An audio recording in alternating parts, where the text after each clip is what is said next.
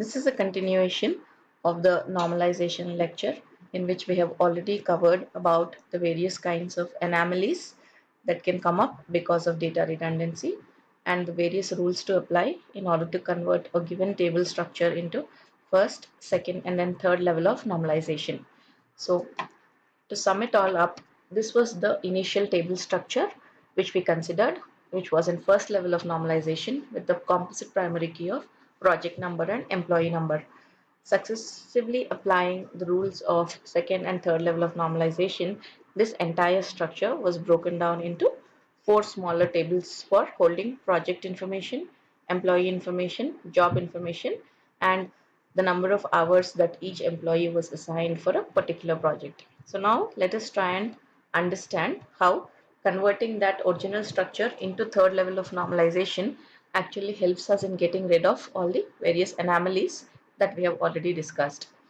The insertion anomaly that we discussed, wherein we had to or we were forced to input some kind of dummy project information in order to put in a new employee information, doesn't occur anymore. If we want to add in a new employee, we just do it within the employee table. It doesn't need to be associated with a project table. In a similar way, if we want to begin a new project, we just assign it a new project number and a name, and it doesn't have to be tied in with any kind of employee information. The deletion anomaly that we discussed in our previous example was trying to remove employee number 9 would have also caused the loss of some associated job information.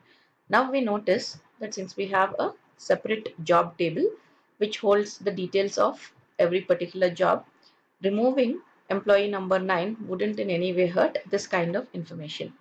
The other anomaly that we had previously discussed was an update anomaly where trying to change a programmer's charge from 80 to 100 would force us to make that change at 5 different places.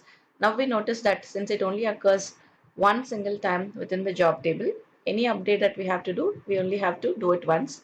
And this helps us majorly in getting rid of all different kinds of anomalies that might crop up.